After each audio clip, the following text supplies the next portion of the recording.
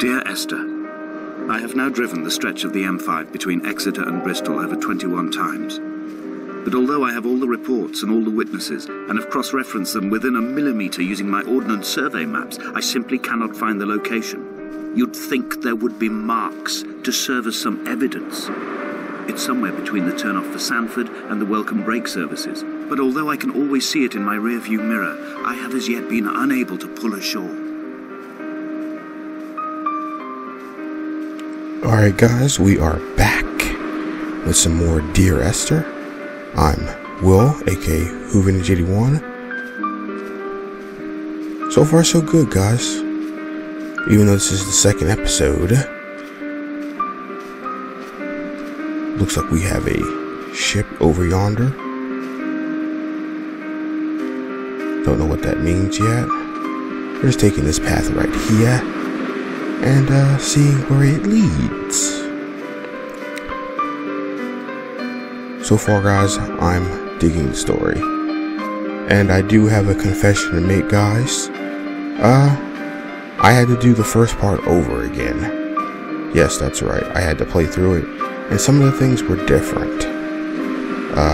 Not sure how that affects this part. Can we go this way? But, just wanted to throw that out there. All night the boy has kept me lucid.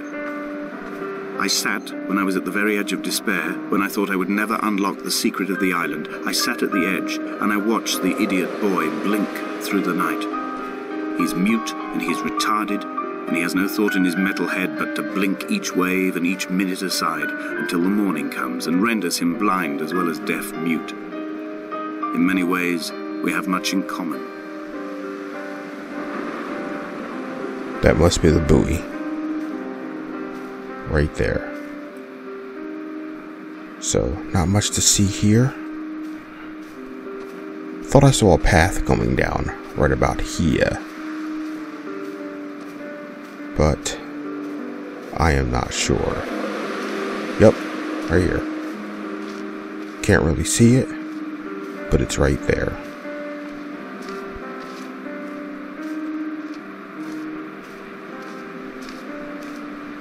Liking the ship here.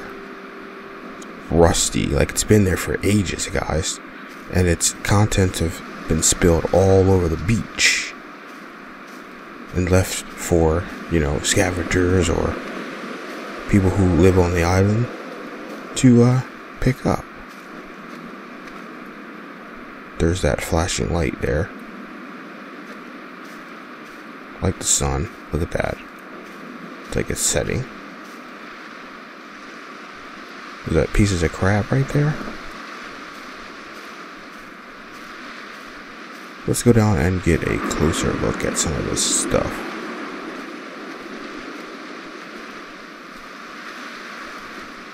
Can we see in there? No.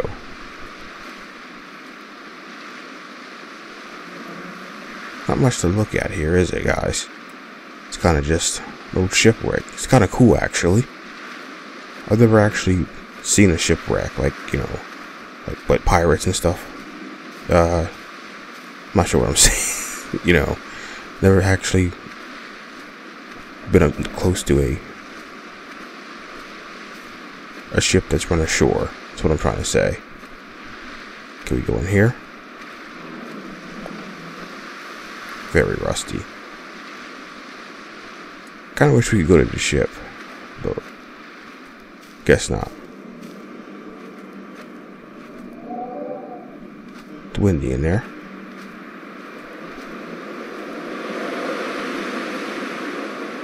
Alright. Oh, fence is in our way.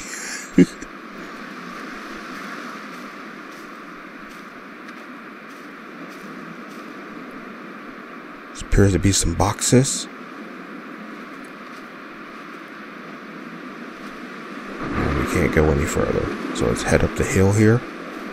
And,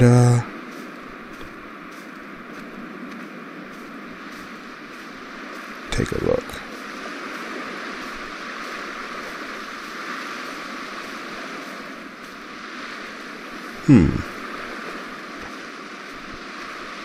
There must be a hole in the bottom of the boat. How else could new hermits have arrived? It says something there. Neither did he eat nor drink. Neither did he eat or drink. What's that? You see that? Right there, written in the side of the concrete there. All this here. Is that more of that ink or some sort of sign? Curious. Do you think we're alone, guys? I mean, there is some creepy writing. And, someone wrote on that side of that ship there. So, this could be a thing.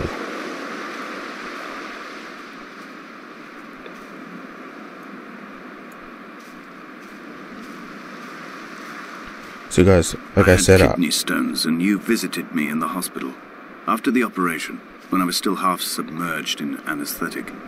Your outline and your speech both blurred.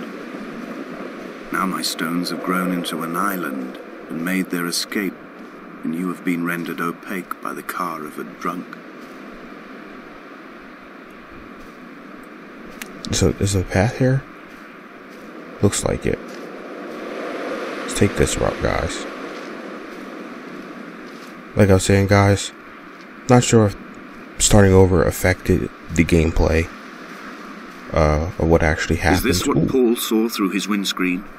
Not Lot's wife looking over her shoulder, but a scar in the hillside, falling away to black forever. Let's not fall down there. Let's ride the edge here. Ooh, yeah. Alright.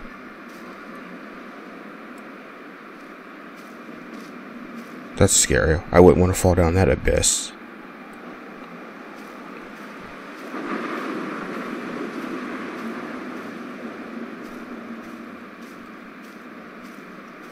Wait, what's that?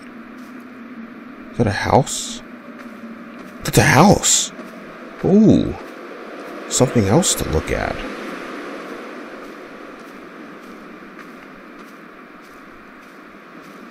Appears to be a shack there. I've begun to climb, away from the sea and towards the center. It is a straight line to the summit, where the evening begins to coil around the aerial and squeeze the signals into early silence. The bothy squats against the mount to avoid the gaze of the aerial. I too will creep under the island like an animal and approach it from the northern shore.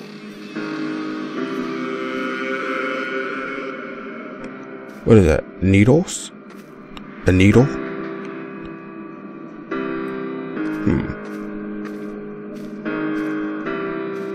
What else do we have here?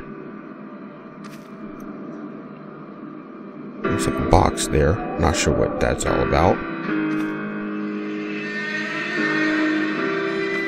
I'm stuck. Okay, there we go.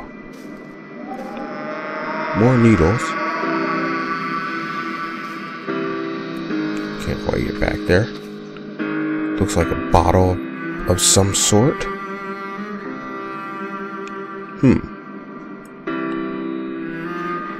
Do we have druggies on this island as well? That's terrible. Seems like a peaceful island. Don't want druggies and people with problems. So now, do we have to watch our back now? I mean, this is a barren wasteland. You can see for miles. What's up to the house?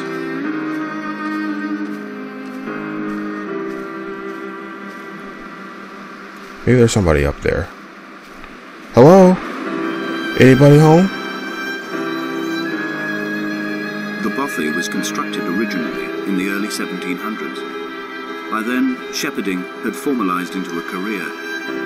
The first habitual shepherd was a man called Jakobsen, from a lineage of migratory Scandinavians. He was not considered a man of breeding by the mainlanders. He came here every summer whilst building the bothy, hoping eventually that becoming a man of property would secure him a wife and a lineage. Donnelly records that it did not work. He caught some disease from his malcontented goats and died 2 years after completing it. There was no one to carve white lines into the cliff for him, either. Let's see, is there any more drugs here? Ooh! As I get stuck again. More of that ink.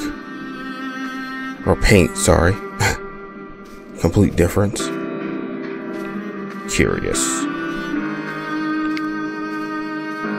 Alright, let's head up to the house now. See if anybody's home.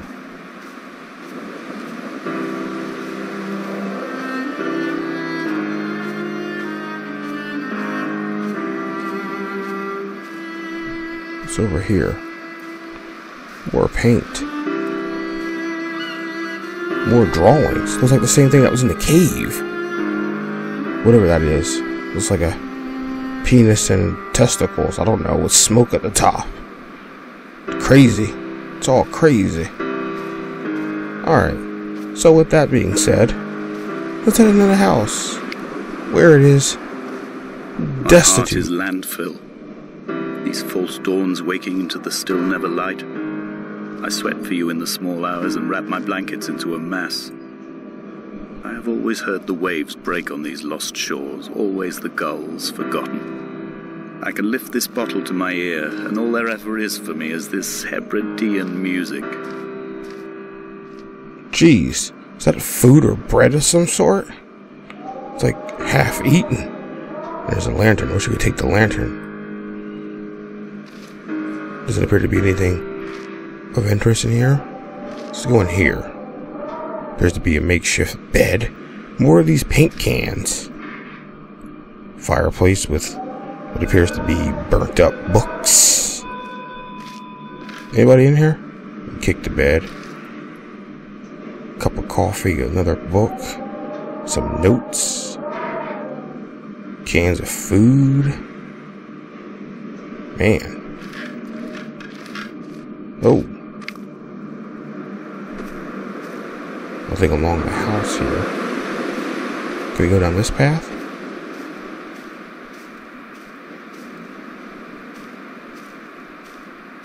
Is this a way to go?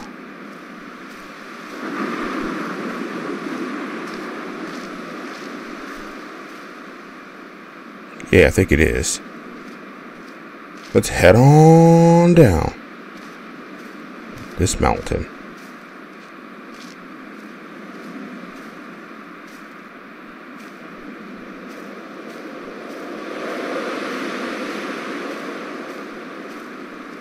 It's kind of spooky, guys. All this. You're by yourself. Roaming an island.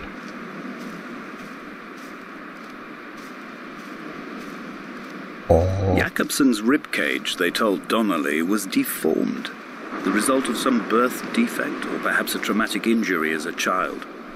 Brittle and overblown it was, and desperately light. Perhaps it was this that finally did for him, unable to contain the shattering of his heart. In half-light, his skeleton a discarded prop, a false and calcified seabird. Calcified seabird? What's that about? So yeah, guys, it's kind of scary. You're on an island. There could be druggies, crazy people painting stuff all over rocks and walls, living in derelict houses. And we're just roaming along. They found Jakobsen in early spring. The thaw had only just come.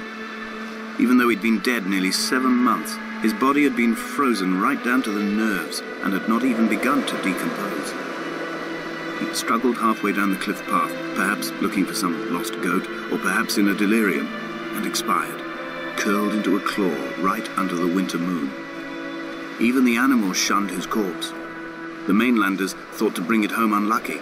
Donnelly claims they dragged it to the caves to thaw out and rot, but he is proving an unreliable witness. We got witnesses here. Appears to be another shipwreck, this time from a wooden boat of some sort. Maybe a fishing vessel. Torn to pieces upon the rocks by the waves, perhaps. Sitting here, going to waste, being petrified by the salt and air.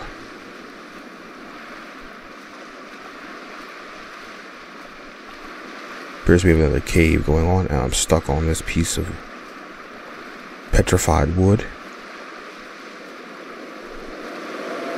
Climbing down to the caves, I slipped and fell and have injured my leg. Uh-oh. I think the femur is broken. It is clearly infected. The skin has turned a bright, tight pink, and the pain is crashing in on waves, winter tides against my shoreline, drowning out the ache of my stones. I struggled back to the bothy to rest, but it has become clear that there is only one way this is likely to end. The medical supplies I looted from the trawler have suddenly found their purpose. They will keep me lucid for my final ascent.